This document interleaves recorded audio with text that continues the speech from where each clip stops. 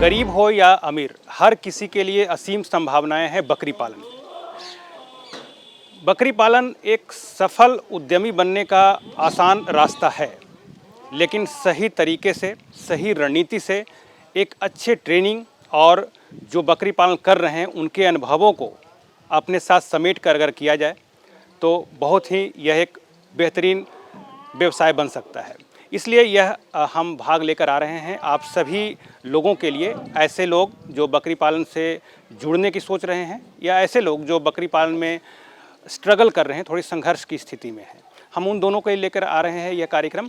इस कार्यक्रम में हम आपको बताएंगे कि बकरी पालन में आखिर क्या क्या चुनौतियां हैं, बकरी पालन में कहाँ पे वो गलती हो जाती है जहाँ पर लड़खड़ाने की स्थिति आ जाती है, और भी क्या क्या कंपोनेंट आप जोड़ सकते हैं ताकि बकरी पालन से अधिक आप लाभ ले सकें। कम लागत और साधारण रखरखाव के कारण बकरी पालन व्यवसाय गरीब किसानों के साथ साथ छोटे उद्यमियों के लिए अपार संभावनाओं से भरा हुआ है। इसीलिए पुराने जमाने से ही बकरी को गरीबों की गाय और पैसे देने वाली मशीन कहा जाता है। बकरी पालन व्यवसाय से कम समय में ही 2 गुनी से 3 गुनी निश्चित आय ली जा सकती है, लेकिन इसके लिए बकरी पालन को वैज्ञानिक तरीके से करना होगा। अगर आप बकरी पालन शुरू कर रहे हैं तो प्रशिक्षण लें ताकि पूरी जानकारी के अभाव में आगे चलकर घाटा ना हो। बायोटेक किसान हब परियोजना के द्वारा हम इस भाग में आपको छोटे स्तर से लेकर मध्यम या बड़े स्तर तक बकरी पालन की जानकारी दे रहे हैं। बकरी पालन शुरू कर रहे हैं तो नस्लों के चुनाव के प्रति गंभीर रहें।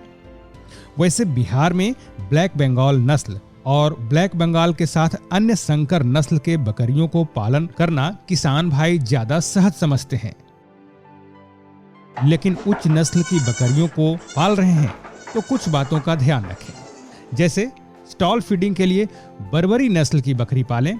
अगर आप चराई के लिए रखना चाह रहे हैं तो सिरोही नस्ल की बकरी ज्यादा बेहतर होगी। नस्ल का चुनाव सबसे महत्वपूर्ण है। अगर आप बकरी पालन के शौकीन हैं और तरह तरह के बकरियों के नस्ल पालने के लिए आप मन बना रहे हैं या पाल रहे हैं, तो उसमें कौन कौन सी नस्ल जो है आपके लिए फ़ायदेमंद हो सकती है और उनका आप कैसे रख रखाव करेंगे। राजपुर गांव में है तो यहाँ पे हम देख रहे हैं तरह तरह के नस्ल हैं और हाइब्रिड भी हैं, कुछ उसमें प्योर भी है। तो ये डॉक्टर साहब जो नस्ल का जो चुनाव है उसमें हम जो ब्लैक बंगाल के अलावा कौन सा नस्ल जो है वो सबसे बेहतरीन है? बिहार की कंडीशन में तो ब्लैक बंगाल के अलावा हम लोग को जो सबसे अच्छी नस्ल होती है वो बारबरी हम लोग को प्रीफर करते हैं, और बीटल का नर और जो ब्लैक बंगाल या फिर बारबरी का क्रॉस जो होता है बिहार के कंडीशन में वो काफ़ी अच्छा माना जाता है। यहाँ पर जैसा कि हम सभी देख रहे हैं कि हम लोग जमुनापारी का बक देख रहे हैं, जमुनापारी है, और साथ में जो हमारी दूसरी यहाँ पर हम देख रहे हैं कि सिरोही नस्ल भी है, सिरोही की क्रॉस भी है, जमुनापारी का भी क्रॉस है और ब्लैक बंगाल का भी क्रॉस है जी। लेकिन साधारणतः जो हमको बिहार के कंडीशन में जो जमुनापारी का क्रॉस है, जमुनापारी का क्रॉस है, वो बच्चे के हम लोग आगे जो देखते हैं तो उनके सर्वाइवल में थोड़ा प्रॉब्लम आता है बनिस्बत बीटल और ब्लैक बंगाल के। तो हम तो लोगों को, किसानों को ये सलाह देंगे कि बक के रूप में जमुनापारी के अलावा के बदले वो बीटल बक का प्रयोग करें, बीटल नर का प्रयोग करें, जिससे कि उसके सर्वाइवल रेट में भी उसके बच्चे को ज़्यादा मिले किसानों को। जैसे ये देख रहे हैं हम लोग, ये प्योर जो है ये हमारी बारबरी कोर्स है। ये बिहार के कंडीशन में मुख्य रूप से यूपी के इलाके मेरठ और जो हमारा मेरठ का इलाका है वहाँ काफ़ी पाया जाता है। मतलब इसका सर्वाइवल ठीक है? बिहार के कंडीशन में इसका सर्वाइवल बहुत अच्छा है, इसकी खूबसूरती भी काफ़ी लोग लाइक करते हैं। कितना वजन तक इसका मैक्सिमम जाता है? एवरेज ऑन एन एवरेज लगभग 25 किलो से 35 किलो तक का नर जो है ये बारबरी का हो जाता है जी। इसके अलावा जो हम लोग देख रहे हैं यहाँ सिरोही क्रॉस है, ये प्योर सिरोही जो ये इसकी जो कान है वो काफ़ी लंबे हैं। ये मुख्य रूप से सिरोही डिस्ट्रिक्ट हमारा राजस्थान का ब्रीड है। लेकिन कुछ किसान जो है बकरी पालक इसको कर रहे हैं, लेकिन बकरी पालक को तो हम हमेशा ये सलाह देते हैं कि पहले वो ब्लैक बंगाल क्रॉस पर वो अपना चीज़ों को आजमा लें, उसके बाद इस तरह की बकरियों का चयन करें। बिहार के कंडीशन में जितनी भी बकरियां हैं ये सारी बकरियां ब्लैक बंगाल क्रॉस ही हैं, क्योंकि हमारे यहाँ ब्रीडिंग डिफाइन नहीं है और हम लोग इनडिस्क्रिमिनेट ब्रीडिंग यूज़ करते हैं हमारे फार्मर। तो जितनी भी बकरियां दिखती हैं वो सारी ब्लैक बंगाल क्रॉस ही मैक्सिमम होती हैं और बिहार की कंडीशन के लिए वो बहुत अच्छी है। आप यहाँ देख रहे होंगे कि हमारे जो किसान हैं खुर्रम साहब, वो काफ़ी पेशे से मास्टर भी हैं और इनका जो लगाव है बकरी पालन के लिए काफ़ी अच्छा है। इसमें आप देख रहे होंगे कि इन्होंने बड़े छोटे जगह पर लगभग 60 से 65 बकरियों को रखा है। और हम लोग हमेशा कहते हैं कि घर में जहाँ बकरी रहती है उसके ऊपर जो इन्होंने चौकी का भी प्रबंध कर रखा है कि उसके बैठने में और चढ़ने उतरने में थोड़ा उनको जगह रहता है। वो अगर पेशाब भी करती है तो वो नीचे चला जाता है और उसको सूखा सरफेस मिलता है। ऊपर पंखा भी लगा रखा है, तो ये काफ़ी लो कॉस्ट प्रबंधन इन्होंने किया लो है। कॉस्ट प्रबंधन में ये काफ़ी अच्छा कर रहे हैं। जी जी। तो अब हम इसके जो मालिक हैं खुर्रम जी, तो हम मास्टर खुर्रम जी, तो ये आपने बकरी पालन में कई तरह के नस्लों का आपने चुनाव किया है, तो इस नस्ल के चुनाव के पीछे क्या आपका, बाकी लोग ब्लैक बंगाल पालते हैं, आपने बहुत सारे नस्ल अपनाए हैं, तो उसमें आपको क्या उद्देश्य क्या है? इसमें ज़्यादा फ़ायदा हो रहा है या आपका अपना शौक़ है? उद्देश्य ये है कि क्रॉस ब्रीड यहाँ पे सर्वाइव ज़्यादा करता है जी। और वैसे जो है ये तोतापरी नस्ल में से है, मेवाती नस्ल जी, वो सब सर्वाइव कम करता है और उसका मोर्टेलिटी रेशियो बच्चे का जो है बहुत नहीं बच पाता है, वो मतलब मृत्यु ज़्यादा हो जाती है जी। और इसमें है कि बच्चे भी साल में 2 बार मिल जाता है क्रॉस ब्रीड से। जी। सब जो है ब्लैक बंगाल का क्रॉस है। ब्रीडर जो है जमुनापारी का भी रखे हुए हैं जी। और इसके पहले जो है ब्रीडर था, तोतापरी का ब्रीडर था। अलग अलग ब्रीडर से क्रॉस कराकर क्रॉस ब्रीड हम जो है उसको लेते हैं जी। जो सर्वाइव करता है और मार्केट में भी इसका डिमांड ज़्यादा है। ज़्यादा आता है, तो इसकी डिमांड जो है वो चूँकि इसका जो वज़न है वो बेहतरीन है और इसका हालांकि उच्च वेट में सिरोही जो है, सिरोही का आपका मेल 80 से 90 किलो तक हम किलो तक जाता है और लेकिन मार्केट में उतना लेने वाला आदमी नहीं है कि वो उतना हैवी में ले सके। जी, लेकिन बकरीद के समय में उसकी जो है आपकी कीमत बेहतरीन मिल जाती है। और बारवारी वगैरह क्या है कि वो 30 से 40 किलो वेट में जो है उसका मेल तैयार होता है और लोग उसको बड़ा चाव से लेते हैं। उसका शरीर जो है पुष्ट होता है। अच्छा, मतलब बिल्कुल जो है उसमें शाइनिंग रहेगा, पुष्ट रहेगा। जैसे एक बकरी है, वो लाओ तो उजली वाली आगे सामने देखिए सर, इसका जो चेस्ट है, हाँ, फीमेल है, इसका चेस्ट देखिए अभी जी, और मेल का चेस्ट और पूरा बड़ा रहता है। लोग इसको अट्रैक्टिव होती है, लोग पसंद ज़्यादा करते हैं। बिल्कुल पसंद करते हैं। ये पार्ट जो है वो सबसे आकर्षक होता है इनका। तो इतने सारे नस्ल हैं आपके पास, बारबरी है, सिरोही है, हाइब्रिड है, कुछ ब्लैक बंगाल भी है, उसमें आपको सबसे ज़्यादा फायदा कौन सा नस्ल दे रहा ज़्यादा है? जो है वो ब्लैक बंगाल और बरबरी में है। ब्लैक बंगाल और बरबरी आपको सबसे ज़्यादा फायदा दे रहा है।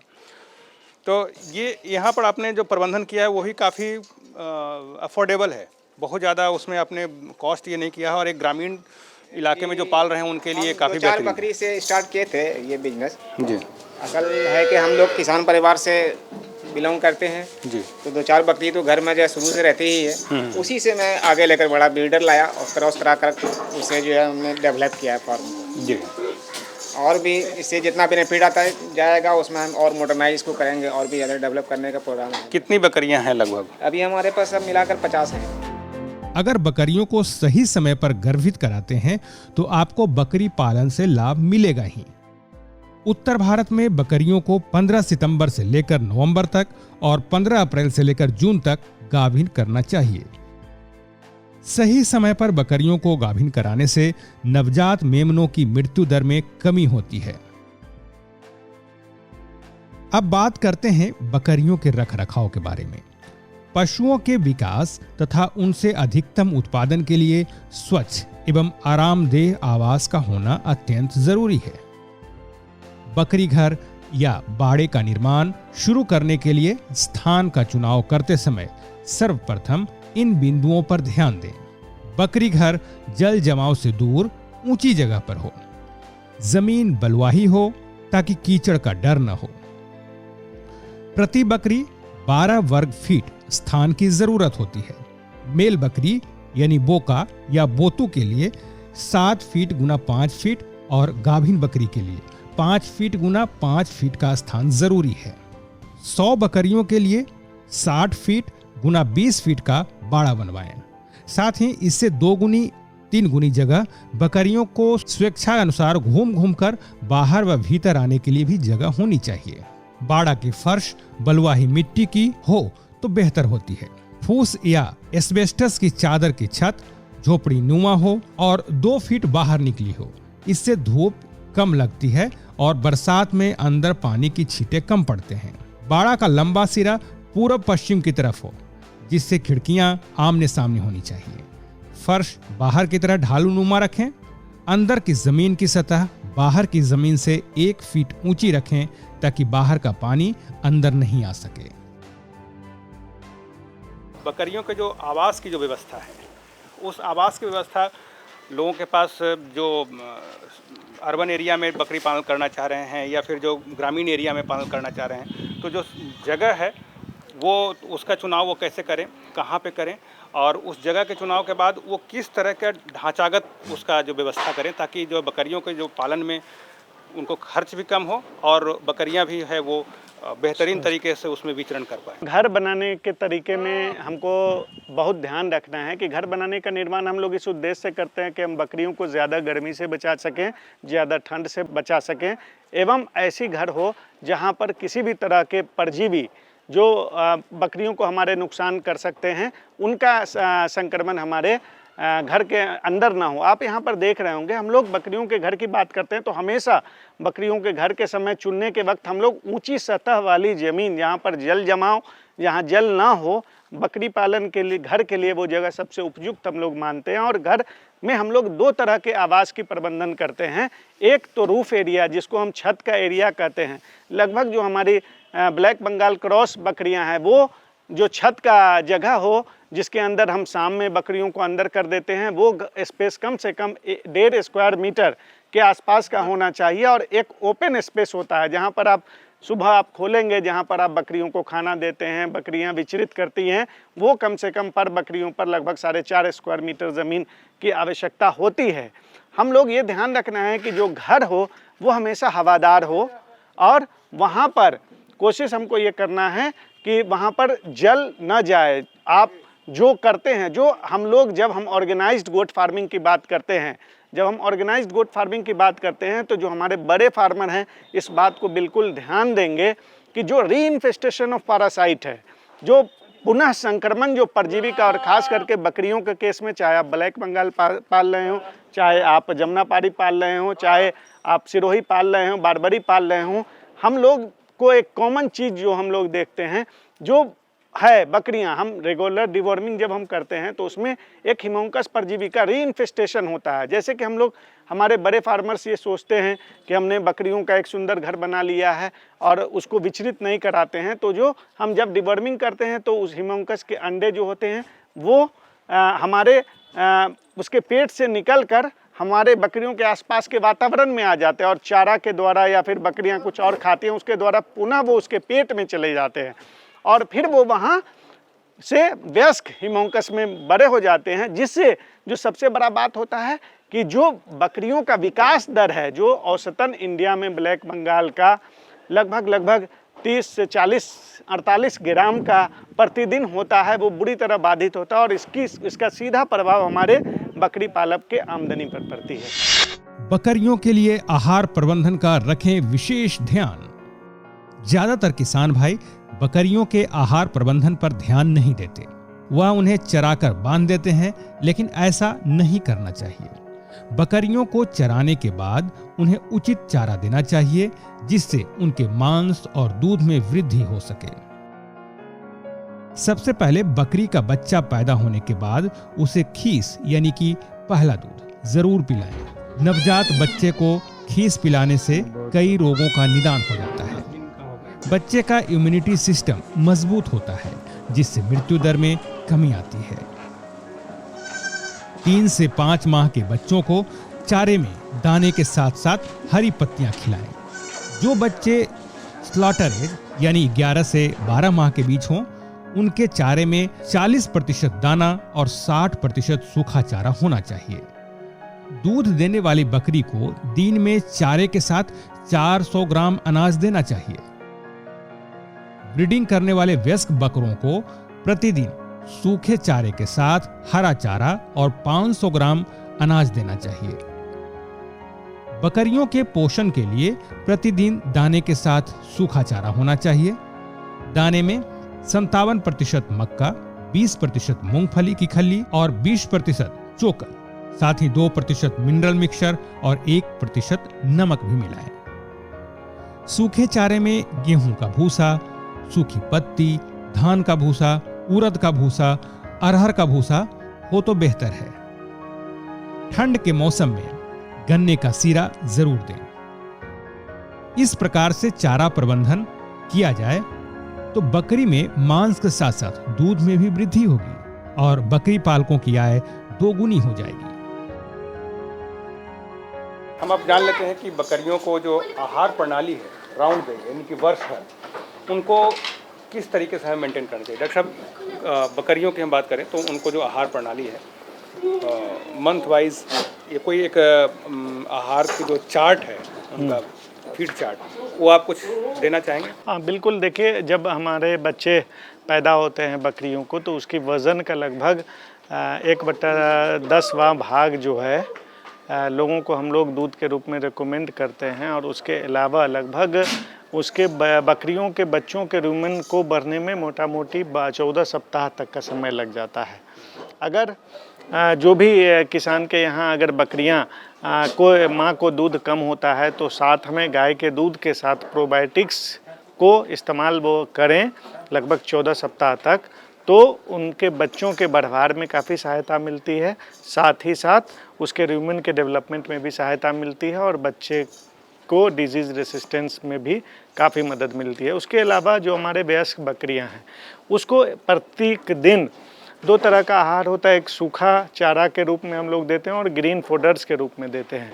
तो जो हमारा सूखा चारा है 1 से 1.5 kg के आसपास का भूसा और लगभग 2 kg 2.5 kg के आसपास हरा चारा हमको बिल्कुल देना चाहिए एक बकरियों को। और 100 ग्राम जो बकरियां हमारी औसतन वज़न की जिसका वज़न लगभग 25 किलोग्राम के आसपास का होता है, 100 ग्राम जो दाना, चाहे वो दाना मक्का के रूप में हो, चोकर के रूप में हो, चलनी के रूप में हो, दाल की चुन्नी के रूप में हो, तो 100 ग्राम दाना तो हमको एक बकरियों को देना ही देना है। लेकिन जब बकरियां प्रेग्नेंट हो जाती हैं तो उनको हम लोग लगभग 150 ग्राम अनाज, अगर सबसे बेहतर होता है कि मक्का, दलहन को और इस चुन्नी को और कुराई को मिला करके जब हम लोग देते हैं तो इसके पूरी तरह से अच्छा होता है। और समय समय क्योंकि ज़मीन में आज तक पोषक तत्वों की थोड़ी कमी भी आई है तो खनिज मिश्रण 5 से 10 ग्राम आप 2-3 दिन सप्ताह में उसको दे दें, फिर 1 सप्ताह का गैप कर दें, फिर उसको 5 से 10 ग्राम जो है खनिज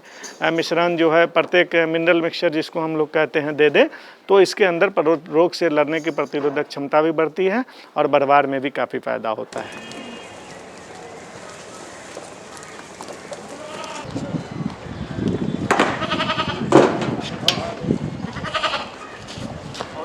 मोबिल का ड्रम लेके ये इसको हाफ कर दिया, हाँ, और हाफ करके काफ़ी इनोवेटिव है ये। हाँ। और इससे 2 यहाँ पर एक हम इसे कहें तो खाने के लिए नाद जो है ये तैयार हो गया। हाँ, बिल्कुल। और बकरियां जो हैं ये आपस में झगड़ा भी नहीं कर सकती। हाँ। ये एक इस तरफ से एक इस तरफ से, यानी कि एक सेट में 8 बकरियां आसानी से आ जाएंगी। और हमें लगता है कि ब्लैक बंगाल के लिए ये सूटेबल है। हाइट काफ़ी है, ये है, सब आराम से खा रही है, आराम से खा रही है और इनमें कोई आपस में कंपटीशन नहीं। जी। और इस तरह से ये यहाँ पर हम एक लाइन देख रहे हैं कि 8 है, यानी कि एक में 8 और इधर 8, यानी कि इतने छोटे से जगह में ये 64 बकरियों के लिए यहाँ पर खाने पीने के लिए व्यवस्था इन्होंने किया है। और ये काफ़ी बेहतरीन व्यवस्था है। तो ये आपने क्या बिल्डर से इस तरह से बनवाया, ये कस्टमाइज किया? क्या बोलते हैं उसको, जो वेल्डिंग वाला जो करता है उसी से।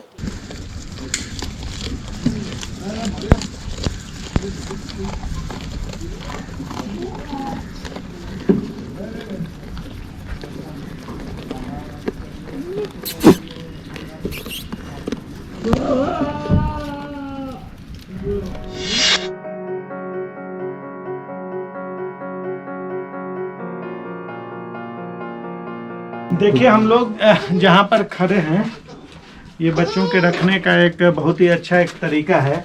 मतलब ये बच्चों को किस तरीके से उसको मेंटेन किया जाए? मेंटेन किया जाए। शुरू में हम लोगों को बच्चा को हम लोग रेस्ट्रेन में रखने का है, जब तक कि हम लोग देखते हैं ना कि जब एक या दो बच्चे एक बकरी के होते हैं, तो इसी तरह से घर में भी हम लोग ट्रेडिशनली भी करते हैं कि एक टोकरी का इस्तेमाल करते हैं। नीचे ठंडा के रीजन में इस पर पुआल और उसके नीचे बोरा डाल देते हैं, और इस तरह से हम लोग दो बच्चे हैं जनरली, तो हम लोग इस तरह से इसको ढक करके गांव में रखा जाता है। और दूध पिलाते वक्त ही जो है इसको बाहर किया जाता है, जिससे इसको ऐसे रखने से इसको क्या फायदा? इसके ग्रोथ में फायदा होता है। अच्छा, ठीक है, इसके ग्रोथ में फायदा होता है, इसका मूवमेंट कम रहता है, और साथ साथ दूसरा कि न्यूनेट्स होने की वजह से, नवजात होने की वजह से इसको जो ज़्यादा बाहर में एक्सपोज बीमारियों से नहीं होता। अच्छा, तो ये ठंड के दिन में या गर्मी के दिन में इस तरह की व्यवस्था जो है बिल्कुल अनुकूल है। ये काफ़ी परेशान नहीं, बिल्कुल नहीं, इसको एकदम सेट हो जाता है। एक गांव में तो एक में 3-3, 4-4 बच्चा रखता है। अच्छा, ये जो बच्चे हैं ये क्या इनका आइडियल वेट है? हाँ, ये बिल्कुल अभी इसका आइडियल वेट है, इसमें कोई दिक्कत नहीं है, सारे बच्चे हेल्दी हैं। इसका मतलब है कि इसकी माँ का जो वज़न आ रहा है ना जी, वो अच्छा वज़न आ रहा है। उनको मिल्क भी, इसके माँ को भी अच्छा हो रहा है, किसी को आर्टिफिशियल मिल्क सप्लाई करने की ज़रूरत नहीं है। और इनके यहाँ तो एडिशनल मिल्क की होती है। तो मतलब जो ये शायद 10 या 15 दिन के बच्चे हैं। हाँ, ये सब 10 से 15 दिन।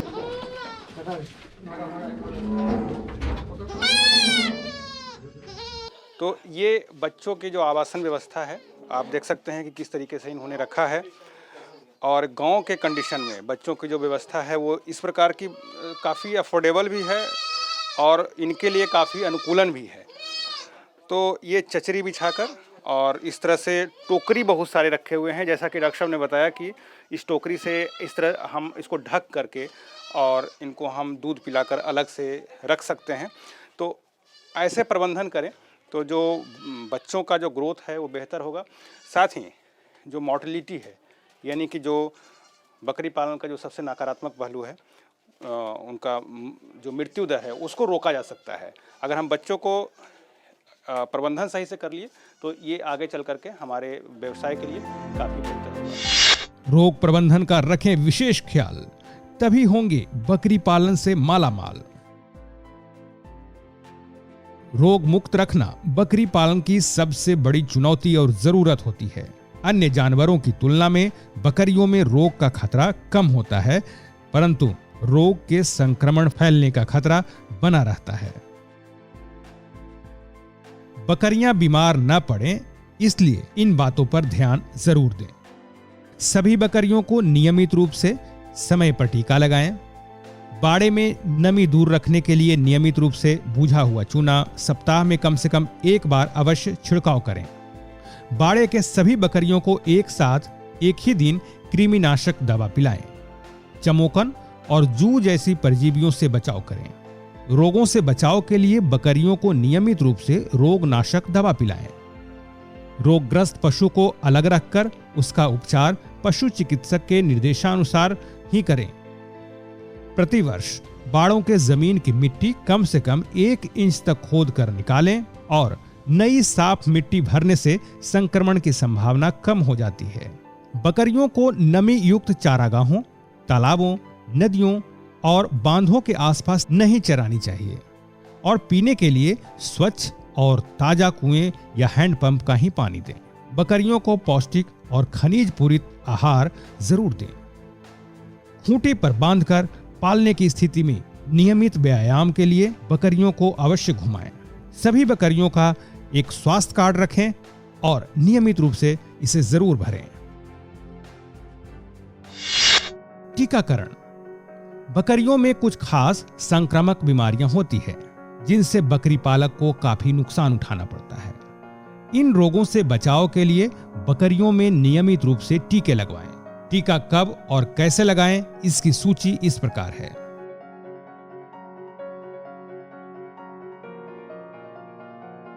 टीकाकरण गर्दन की चमड़ी या मांस पर। टीका उत्पाद के निर्देश, विधि और उपयुक्त मात्रा से ही करनी चाहिए। टीकाकरण करने से इन बीमारियों के होने की संभावना कम हो जाती है। कृमिहरण। बकरियों के लिए कृमिहरण कार्यक्रम जरूरी है क्योंकि पेट में कीड़ा होने से भूख कम हो जाती है, कभी दस्त तो कभी कब्ज होता है और बकरियां कमजोर बनी रहती हैं। कृमि का प्रकोप बहुत सी बीमारियों की जड़ भी बन सकती है। इससे बचने के लिए नियमित कृमिहरण कार्यक्रम चलाते रहना चाहिए।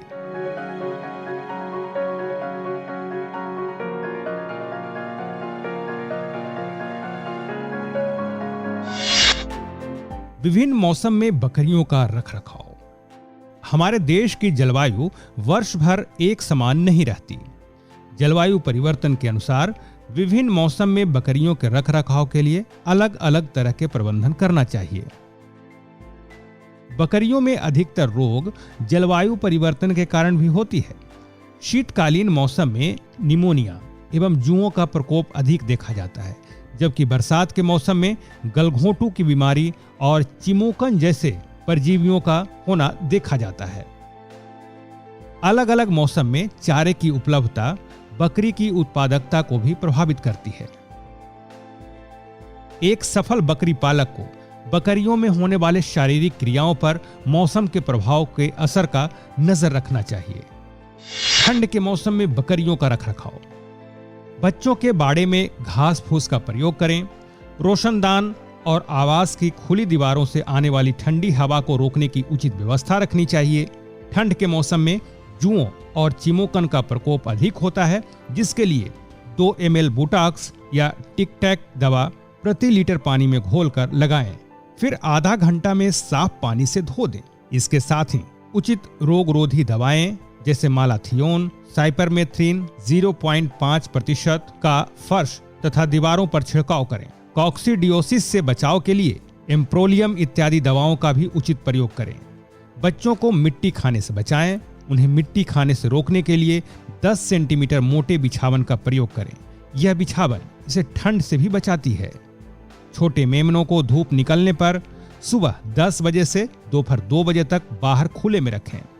खुरपका मुंहपका रोग यानी FMD से बचाव के लिए जनवरी माह में ही FMD का टीका जरूर लगवाएं। इस मौसम में नीम, अरडू, खेजड़ी के चारे के उपयोग में ला सकते हैं। अधिक नमी वाले चारे को सीमित मात्रा में ही खिलाएं।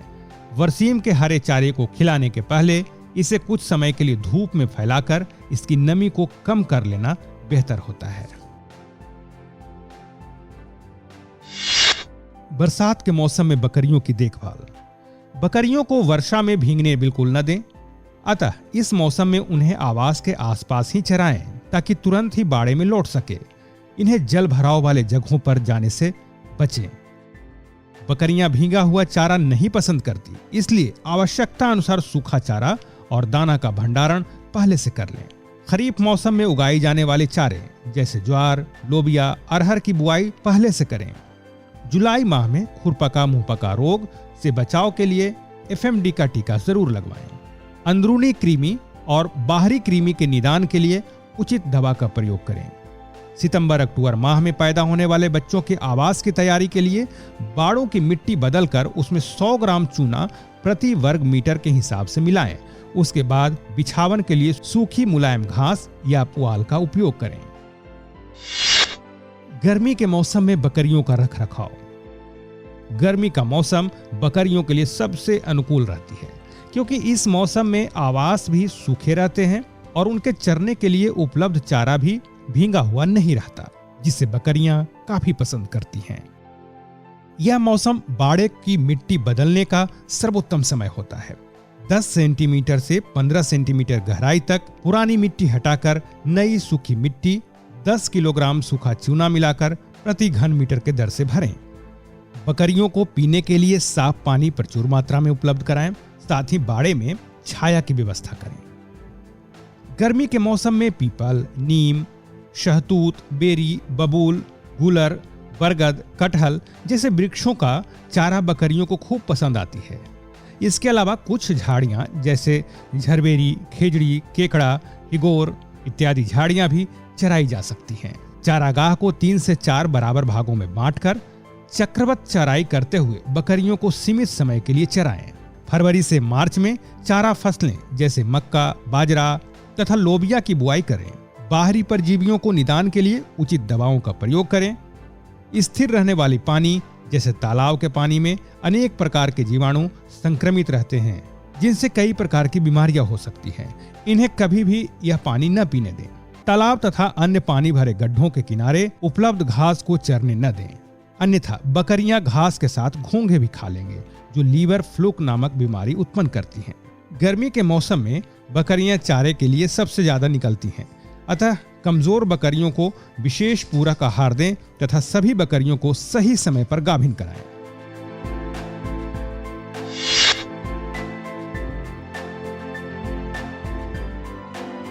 हमारे साथ हैं मोहम्मद हसनैन साहब, जो कि इस बकरी पालन इकाई के, इसके फार्म के मालिक हैं।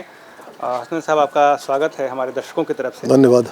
पहले तो आपको शुभकामनाएं। आपने बड़ा ही बेहतरीन व्यवस्था किया है और ऐसा मालूम पड़ रहा है कि ये आपने हाल फिलहाल में इसे एक सेटअप किया है, यहाँ पर आपने बकरी पालन शुरू किया है। तो सबसे पहले हम आपका एक छोटा सा हम परिचय जान लेंगे, ताकि जो बकरी पालक भाई हैं वो जानना ज़रूर चाहते हैं कि आखिर ये किनका है, किस स्तर से इन्होंने शुरू किया और ये कहाँ गए। तो हम आगे ही फॉलोअप करेंगे। फिलहाल आपका थोड़ा सा एक हम आपका शॉर्ट एक इंट्रोडक्शन हम चाहते हैं। हम तो पढ़ाई हमारी हुई यही BSc AG तक सबौर एग्रीकल्चर कॉलेज जी, और स्कूलिंग हमारा CMS से हुआ, CMS स्कूल भागलपुर। और वहाँ के बाद हमारा एकदम ट्रैक चेंज हो गया। जी, हम चले गए पुलिस विभाग में अच्छा, और हम रिटायर किया एडिशनल SP से 2011 में। हाँ, और सारे इससे YouTube आपको क्या बोलते हैं गूगल वगैरह से ये इन्फॉर्मेशन आया कि इस पे ये प्रॉफिटेबल चीज़ है और बहुत झमेला नहीं है। 1-2 आदमी को रख लेने के बाद अब अपना सुपरविज़न ज़रूरी है, वो मतलब फिर ये कामयाब होता है आदमी। तो इसके थोड़े नकारात्मक पहलू के बारे में भी इस सर्च में आपने हाँ, ज़रूर। नकारात्मक तो ये है कि एक दिन के बाद एक बकरी मेरी मर गई। जी, हाँ, तो खैर उससे हमको आपको जो है सीख मिल गई कि हाँ, आगे बिल्कुल कैसे बढ़ना है। तो अब आगे जो है वो किस तरीके से आप आगे बढ़ना चाह रहे हैं, इसमें कितना स्कोप देख रहे हैं? अभी कितना फिलहाल आपका सेटअप में कितनी बकरियां हैं? अभी तो ये 52 है जी, 52 है अभी। बग लगा और ये के। ब्लैक बंगाल है आपने? हाँ, करीब एक आध कोई दूसरा हो सकता है। तो ब्लैक बंगाल का ही चयन क्यों किया? मतलब गवर्नमेंट का भी ये एक ये है कि ब्लैक बंगाल ही रखा जाए। दूसरी बात ये है कि इसमें ये रेसिस्टेंस कैपेसिटी ज़्यादा जी, ये इस वातावरण के अनुकूल है। हाँ, तो इसलिए इसका चयन हम लोगों ने किया है। अच्छा, आगे कितना स्कोप देखते हैं? फिलहाल 50-55 नहीं, अभी तो एकदम तुरंत फर्स्ट वीक ऑफ मार्च में 50 और आएगा। 50 और आगे। हाँ, कितना टर्नओवर की उम्मीद कर रहे हैं? अभी फिलहाल 6-7 महीना 8 महीना तो कुछ भी नहीं। हाँ, अभी लगाना ही लगाना है। बिल्कुल नहीं, एक जब तो अभी जो हाँ वो मोस्टली 60-70% जो बकरी है वो कंसीव की हुई है और इसका जो है साल भर में 2 बार ही बच्चा देती है। और पहला जो पहलुट में बयान में हो सकता है कि 1 ही दे, लेकिन एवरेज हम लोग ये मानते हैं कि 2 ज़रूर देती है। तो 6 महीने में एक बार, साल में 2 बार बच्चा ही देती है। तो आप उसमें साल में अगर 4 बच्चा हुआ एक में, उसमें और 100 में 400 हुआ, तो उसमें आप 80 भी मतलब 80% भी आप लीजिए। इतना हम क्यों सोचेंगे कितना मेरा लॉस हो जाएगा? तो इसमें फ़ायदा तो बहुत ज़्यादा है, बहुत है।